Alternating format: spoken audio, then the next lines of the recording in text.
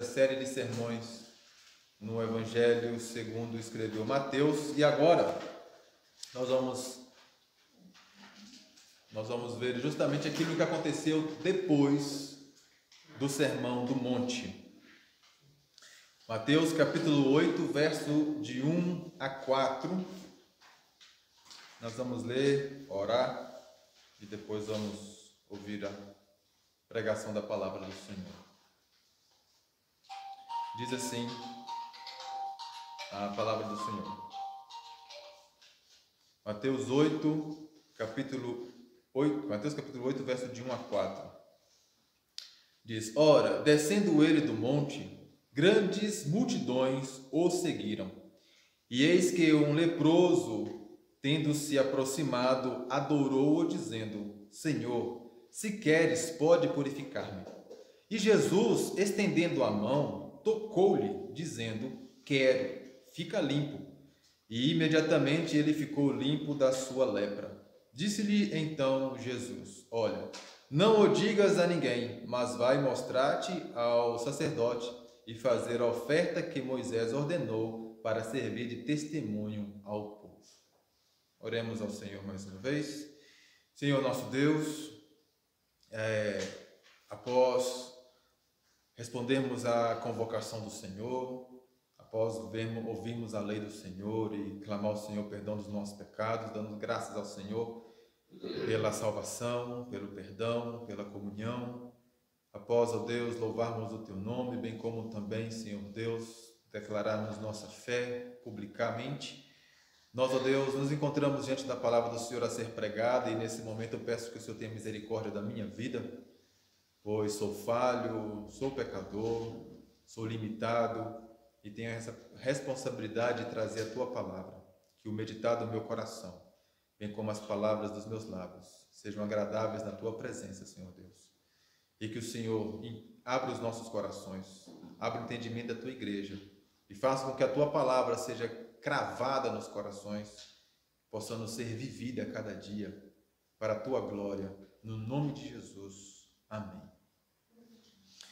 Muito bem, queridos. Olha, o relato que Mateus faz aqui, pós Sermão do Monte, ele o faz mostrando justamente o que passa a acontecer logo após o Senhor Jesus Cristo trazer todas aquelas palavras que ele proferiu no sermão. Veja, a Bíblia, ela foi dividida em capítulos, depois dividida em versículos e depois colocada os títulos. Isto muitas vezes nos atrapalha na leitura bíblica, porque nós temos aquele entendimento: eu vou ler capítulo por capítulo da Bíblia. Se eu não estiver lendo, ao mesmo tempo meditando, fazendo uma leitura para aprendizado, eu vou acabar perdendo o raciocínio. Por quê? Porque o capítulo 8, ele não está isolado do que nós já lemos no capítulo 7. A sequência na narrativa, o Evangelho conforme escreveu Mateus, ele está trazendo uma sequência. Ele trouxe o Sermão do Monte. E no Sermão do Monte, o que nós podemos observar? O Sermão do Monte como a palavra do rei, dizendo aos seus súditos: este rei que tem o quê? Autoridade. Esse rei que tinha o quê? A capacidade de falar da lei e explicar a lei de maneira que os homens nunca antes tinham ouvido, porque ele falava como que tem autoridade e não como os escribas, não como os mestres da lei, não como os fariseus, não como aqueles que se reuniam nas sinagogas para poder ficar ali repetindo a lei, buscando assim guardar na mente a lei e depois poder ensinar a lei. É a velha maneira da tabuada, Vamos guardar a tabuada, então vamos memorizar 1 vezes 1, 1 vezes 2, 1 vezes 3, de 1 até 9, vamos ir repetindo, talvez aquilo fica na cabeça. Esse era o método daquele tempo para se aprender a lei de Deus. Se reuniam e ficavam ali várias vezes repetindo a lei do Senhor. Qual autoridade eles tinham para ensinar a lei? A autoridade que receberam dos antigos. Alguém, um mestre ou alguém do tempo deles importante, tinha dito: esta é a interpretação da lei. Então, a partir da interpretação dada por aquela pessoa, eles falavam e ensinavam a lei aos outros. Jesus vem mostrando que a autoridade é minha. Ele é a autoridade. Ele de fato tinha condições de ensinar a lei, dizendo: uns vão para o céu, outros vão para o inferno. Quem andar nos caminhos do Senhor vai para o céu. Aquele que de fato é bem-aventurado é aquele que recebe o Espírito de Deus, é chamado por Deus para caminhar com o Senhor. Por quê? Porque naquele tempo, inclusive, muitos vão dizer: Senhor, Senhor, em teu nome fizemos tantos milagres, tantos sinais, e o Senhor vai dizer: eu não vos conheço, aparta de mim, vós que praticam a iniquidade. Todas essas palavras nós ouvimos no Sermão do Monte. De maneira que os homens que estavam ali diante do Senhor, no versículo 28 e 29, que nós vimos há 15 dias atrás, ele vai dizer justamente, aí já é palavra de Mateus, acompanha aí na Bíblia só para você entender o raciocínio. Veja, no versículo 28 e 29 do capítulo 7, antes dessas palavras do capítulo 8, ele vai dizer: quando Jesus acabou de proferir essas palavras, estavam as multidões maravilhadas da sua doutrina. O que foi apresentado, o que foi ensinado aqui, é que essa palavra maravilhados, é que eles estavam como que fora de si. É o mesmo que alguém levar uma pancada na cabeça e ficar inconsciente, como que não percebendo o mundo à sua volta. Eles estavam diante de Jesus como alguém que ficou. Por quê? A doutrina de Jesus. Jesus mostrando o quê? Versículo 28, com autoridade, porque ele as ensinava como quem tem autoridade. E veja, a ideia é que eles estavam ali diante de Jesus como quem diz: isto é a lei, isto é o que de fato Moisés apresentou na lei. Se eu olho para uma mulher, se eu olho para um homem, né, e o cobiço e o desejo, eu já pequei com a cobiça, já peguei com o adultério, e se eu me irar contra ele, já cometi assassinato. Eu não preciso tirar a vida de alguém para matar alguém e pecar contra Deus. Só de eu me irar eu já pequei. É esta a verdade? O que será de nós? Miserável homem que eu sou. Como posso agradar a Deus vivendo a minha religiosidade de dar esmolas, fazer as orações do dia? Como posso eu agradar a Deus fazendo o quê? As minhas atividades de jejum, jejuando e me mostrando, né, diante das pessoas: eu estou jejuando, olha, eu já dei a minha esmola, olha, eu estou no meu momento de oração. Não, agora para tudo que eu vou orar. Isso não chega até o Senhor, isso não agrada ao Senhor. Por quê? Porque o que o Senhor Jesus está dizendo é que no nosso coração nós já pecamos contra o Senhor. E se nós já pecamos contra o Senhor, nas nossas obras, no nosso comportamento religioso, nós não conseguimos agradar ao Senhor, porque o pecado já está no coração. Nós precisamos ser purificados desse pecado. Como fazer isso? Então é como que eles levassem uma pancada na cabeça, vendo a autoridade. E lembrando que todo o Evangelho de Mateus, um dos temas que nós encontramos nele é justamente Mateus apresentando aos seus leitores que Jesus, ele é o Filho prometido, o Deus encarnado e principalmente aquele que veio para assumir e ter de forma legal o direito de ter autoridade sobre todo o céu e sobre toda a terra. Logo no início do Evangelho, quando apresenta Jesus e Satanás no deserto, aquela disputa, né, teológica, aquele momento em que Satanás tenta a Jesus, Satanás de fato querendo tirar de Jesus a o cumprir a sua obra, Jesus então vai mandar que Satanás saia da sua presença. Satanás então sai da sua presença até momentos oportunos. E Satanás ele apresenta a Jesus a ideia de que todo o reino poderia ser dado a Jesus se ele prostrasse e adorasse a Satanás. E isso nos mostra que sim, Satanás tinha autoridade sobre a terra. Mas essa autoridade é tirada. Nós vemos isso no Evangelho. E aqui Mateus justamente mostra que o espanto dos homens é que a doutrina era ensinada de forma robusta e profunda, não com a autoridade de algum mestre que ensinou. Jesus não estava ensinando, carregando, ou seja, dizendo, isto é a verdade, por quê? Porque o mestre tal falou, é a autoridade desse mestre. Não, ele está dizendo com as autoridades próprias, porque é Deus falando aos homens. Assim, veja, versículo 8, a partir daqui, Mateus vai mostrar alguns milagres que o Senhor Jesus Cristo fez, demonstrando aquilo que ele ensinou no Sermão do Monte. E ele começa, antes de apresentar o milagre, mostrando a questão das multidões. Ele diz, ora, descendo ele do monte, grandes multidões o seguiram. E eu acho tão interessante aqui a estrutura do texto, por quê? Porque Jesus já tinha chamado os discípulos.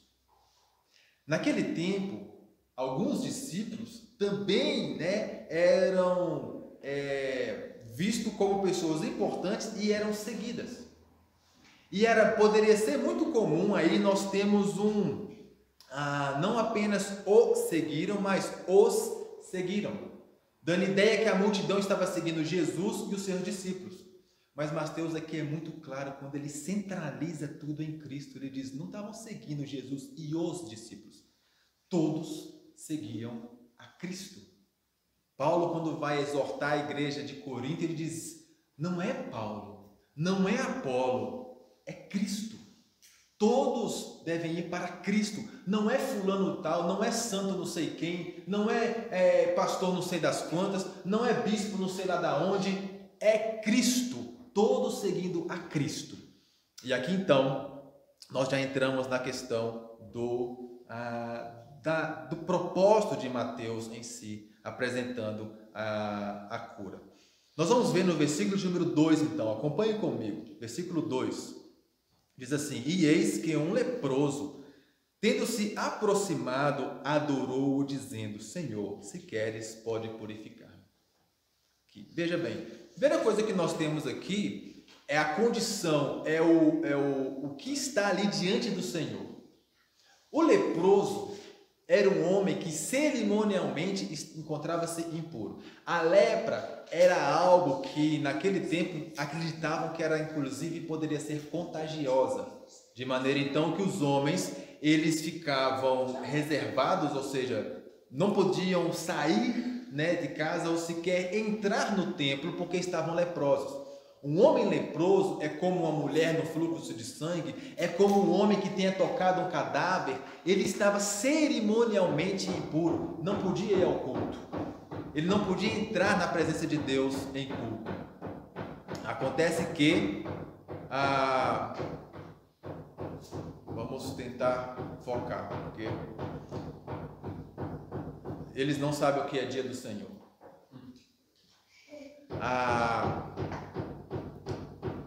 Esse homem cerimonialmente impuro, ele não podia ir no templo entregar suas ofertas.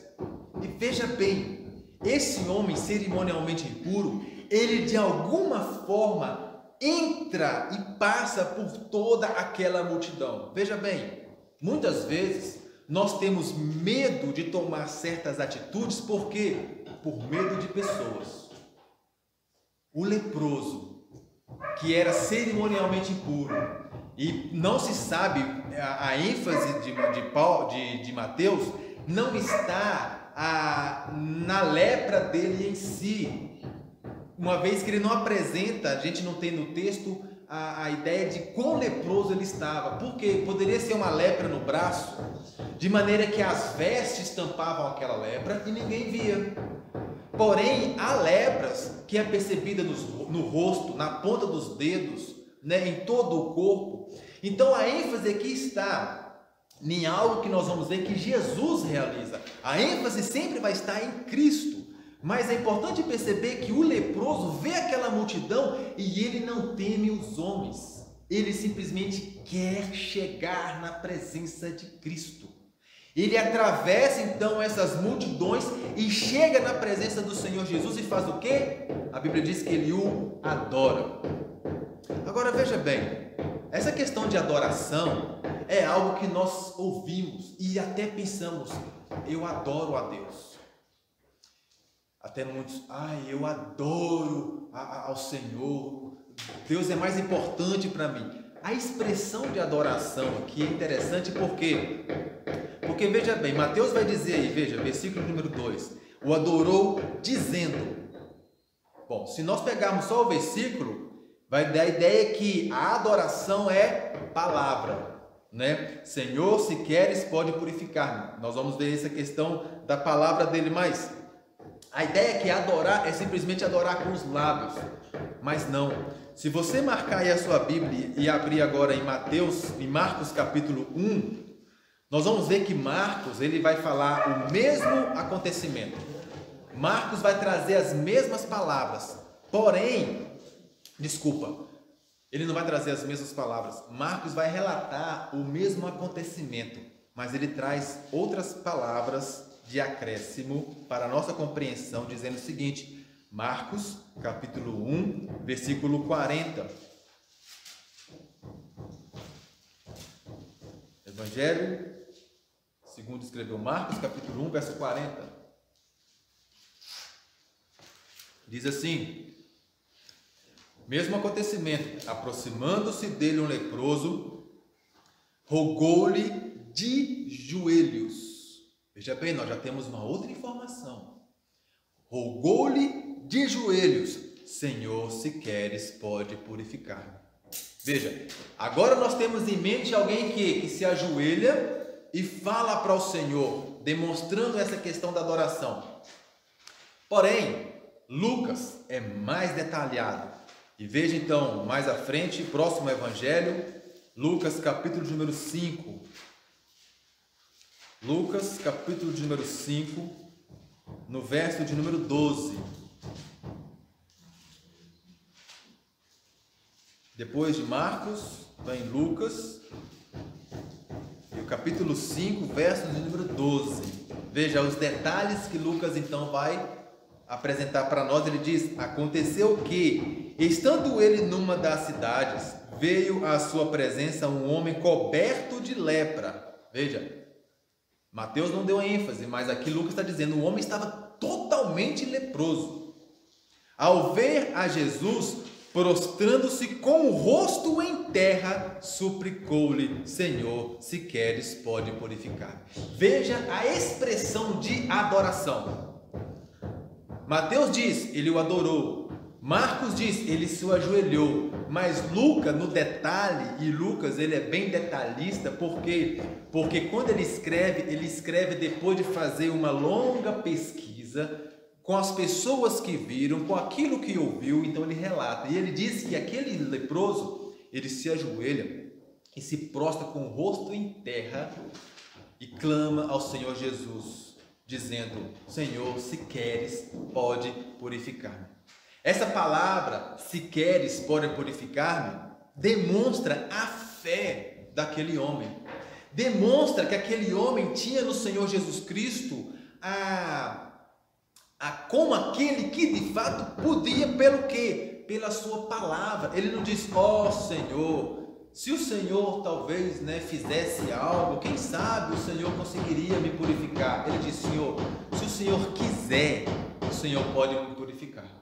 Como nós lemos, em João, capítulo de número 1, no Evangelho de João, os céus e a terra foram feitos por meio deles, pelo quê? Pela palavra. Mateus, ciente dessa mesma questão, nos mostra que esse leproso tinha conhecimento de que Jesus, de fato, é o Cristo. Por quê? Porque ele diz: se o Senhor Jesus quiser e falar, e pela palavra do Senhor, eu fico curado. Agora, interessante, ele tinha esse conhecimento e Jesus, veja bem esse detalhe, Jesus, ele não negou a adoração do leproso. Jesus não negou a adoração do leproso. Quando o leproso se prostra diante dele e o adora, Jesus não disse para ele: levanta-te, não faça isso, sou homem como você. Jesus aceita a adoração do leproso. Por quê? Porque ele é Deus. Porque ele é o Criador. Porque se Jesus não tivesse aceito aquela adoração, não sendo ele, se Jesus não fosse Deus e tivesse aceito a adoração, teria cometido ele pecado. E o sacrifício dele então não teria sido suficiente porque ele havia pecado. Eu digo e trago essa questão para os irmãos porque nós estamos continuamente confrontando a doutrinas acerca que Jesus não é Deus. Mas esse texto, mais uma vez, prova-nos que Jesus é Deus. Por quê? Próximo domingo nós vamos na continuação do texto de Atos capítulo 10. Vamos ver que quando Pedro encontra-se com Cornélio, Cornélio se prostra diante de Pedro e o adora. Está assim lá. Pedro vê um homem prostrar diante dele e o adorar, assim como o leproso fez com Jesus. Porém, o que Pedro diz: levanta-te, não faça isso. Eu sou homem como você. Somente a Cristo devemos adorar. Prostrar somente diante do Rei dos Reis. Por quê? Verso de número 3, voltando agora a Mateus capítulo 8, e agora no versículo de número 3. Nós vamos ver o porquê. Ele vai dizer: e Jesus, estendendo a mão, tocou-lhe, dizendo: quero. Veja o poder da palavra de Deus. Eu quero. Fica limpo. E aí diz Mateus: e imediatamente ele ficou limpo da sua lepra. Veja, imediatamente aquele homem que, segundo Lucas, estava coberto de lepra, ele agora está curado mediante a palavra de Cristo. Cristo diz: eu quero, logo ele está curado, ele está cerimonialmente limpo. O que ele deve fazer agora? Versículo número 4 vai dizer: agora vá, apresenta-se aos sacerdotes. Essa questão do versículo 4, só para os irmãos perceberem algo. Ele diz: disse-lhe então Jesus: olha, não digas a ninguém, mas vai mostrar-te ao sacerdote. Não sabemos ao certo por que Jesus disse isso. Não há uma concordância entre os estudiosos para dizer o porquê que Jesus pediu àquele homem para não divulgar o que aconteceu, porém primeiro ir mostrar-se aos sacerdotes. Lucas, no Evangelho, vai dizer que esse homem, ele foi se mostrar, mas ele foi proclamando. Ele não suportou, ele não guardou para si, ele não conseguiu manter aquilo, e ele saiu anunciando para toda a gente que foi curado. Mas apresentou-se ao sacerdote. Nós não sabemos o porquê, porém sabemos de uma coisa: um homem leproso só estava cerimonialmente limpo depois de apresentar ao sacerdote, o sacerdote fazer a avaliação, segundo está lá em Levítico capítulo 4, foi instituído por Moisés. Depois que o sacerdote faz a avaliação, é que o sacerdote diz: vocês agora está limpo, o homem pode voltar a adorar o Senhor no templo, ele pode voltar a adentrar ao templo, ele pode voltar a participar das cerimônias. Então o que Jesus está dizendo para aquele homem é: agora vá, apresenta-se aos sacerdotes e retome a sua vida de culto, e retome a sua vida de adoração, e volte a apresentar a Deus sacrifício, e adentre ao templo na comunhão com os homens. Jesus retoma, devolve aquele homem novamente a sua comunhão. Agora, ainda voltando no versículo 4, quando esse homem então pede ao Senhor Jesus, e no versículo 3, voltando agora ao versículo 3, quando o Senhor Jesus Cristo diz, quero, a palavra do Senhor diz que o Senhor Jesus toca naquele homem. De alguma forma, também nós sabemos muito bem, Mateus vai nos mostrar isso, muitos milagres que Jesus fez foi pelo toque. Ou ele tocou em alguém, ou ele foi tocado. Porém, como Deus e possuidor da palavra, nós sabemos que não apenas dessa forma, porque Jesus também muitas vezes curou apenas ao falar e a pessoa estando ao longe. Porém, qual foi o sentimento no coração do Senhor Jesus? É interessante que aqui Mateus não narra, mas Marcos, que narra o mesmo acontecimento, vai dizer, Marcos capítulo 1, versículo 41, vai dizer que Jesus, profundamente compadecido, curou aquele homem.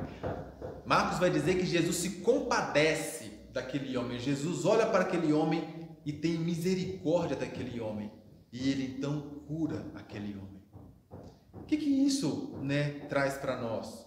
Traz para nós o lembrar de que Jesus, segundo está lá em Hebreus capítulo 4, versículo 15, Hebreus 4, 15, nós não temos um sumo sacerdote que não possa compadecer-se das nossas fraquezas.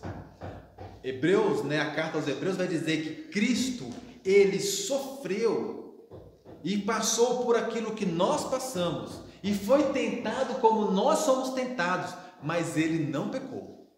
Porém, agora, à direita do Pai, sentado no trono, ele ali reinando a história, ele intercede por nós porque ele se compadece de nós, uma vez que ele sabe das nossas lutas. Nós temos um sumo sacerdote que se compadece de nós. Nós temos um Deus verdadeiro que conhece na carne a nossa luta. Nós não estamos falando de um Deus, do Deus Pai ou do Santo Espírito, que tem a compreensão do homem porque foi criado. Foi Deus que criou. Mas o Filho, ele tem um sentimento na carne. Jesus sabe o que é chorar. Jesus sabe o que é ter fome. Jesus sabe o que é ter sentimentos, dados ao homem. Jesus não teve medo, mas ele foi tentado, porque o medo, ele está relacionado com o pecado. A sua confiança estava no Senhor, ele não temeu, mas ele sabia no coração, entendia justamente o que seria o sentimento do medo. Jesus conhecia tudo isso. Por isso, ele intercede por nós de maneira perfeita. Ele é Senhor dos céus e da terra. Jesus, então, estendendo a mão, curou aquele homem. Um homem que se prostra diante dele e o adora. E, finalizando, o que nós podemos lembrar e guardar diante dessas palavras, uma vez que também agora participaremos da ceia do Senhor? Primeiro, demonstramos a nossa fé por meio da medida da nossa confiança em Cristo. Como é que nós demonstramos a nossa fé? A medida da nossa confiança em Cristo. Qual é a quantidade, a grandeza? De que tanto eu confio em Cristo? Qual é o tamanho da minha confiança em Cristo? Qual é o tamanho da minha segurança em Cristo? Eu confio em Cristo no que diz respeito ao cuidado para comigo. Eu confio em Cristo no que diz respeito, Ele é Deus, Senhor dos céus e da terra, e intercede por mim. Eu confio em Cristo de que o seu sacrifício foi suficiente para me trazer salvação. Qual o tamanho da nossa fé? O tamanho da nossa fé está... Qual o tanto, a quantidade, me foge a palavra, mas de que tamanho é a minha confiança no Senhor? Isso demonstra o tamanho da minha fé. E se nós temos uma pequena confiança, se em algum momento nós colocamos em dúvida, se em algum momento a gente fica, mas será que a gente possa rever essa segurança do coração? Que nós possamos voltar-nos para a palavra e nos segurar na palavra. Se o Senhor de fato diz que todo aquele que nele crê torna-se filho de Deus, quem sou eu para dizer que, mas será que é isso mesmo? Não, é isso mesmo. Esta é a verdade da palavra do Senhor. Todo aquele que nele crê torna-se filho de Deus. Se a palavra do Senhor diz que aquele que nele crê tem a vida eterna, eu não posso pensar, mas será que depois da morte o Senhor... Não, a palavra está dizendo que aquele que nele crê tem a vida eterna. Agora Senhor, fortaleça a minha fé, porque eu não tenho dúvida do que diz a palavra. Talvez eu tenha sim dúvida da minha vida com o Senhor. Agora, se a minha vida está fraca com o Senhor, Senhor, muda o meu coração, transforma-me, Senhor, porque não temos dúvida. A questão, se queres, dita pelo leproso, o Senhor é Deus. Não é talvez o Senhor, mas se o Senhor falar que quer, isso vai acontecer. Porque o Senhor é Deus. Se o Senhor falar não vai acontecer, isso não acontece. Mas se o Senhor disser vai acontecer, isso acontece. Eu quero que aconteça. E assim então é feito. Segundo, não tenhamos dúvida sobre o poder de Deus em cumprir com a sua vontade. Ele diz quero. E assim se fez. Nossa salvação está no Senhor. Confiemos então em sua palavra. Esse automaticamente eu já acabei colocando esse ponto. Mas a verdade é essa. Tenhamos essa segurança na palavra do Senhor. Não tenhamos dúvida. Se há dúvida em nosso coração, adore ao Senhor. Se há dúvida em nosso coração, bota o joelho no chão. Bota o joelho no chão, leva a cara ao pó, ou seja, bota a cara no chão, diante do Senhor. Mas onde é que está o Senhor? Eu vou procurar aí um local onde tem uma cruz e vou me prostrar diante da cruz, porque ali não. O Senhor diz o quê? No Sermão do Monte, entra no teu quarto, fecha a porta e ora ao teu Pai que está em secreto. Se você tem dúvida, se você está fraco, se estamos de alguma forma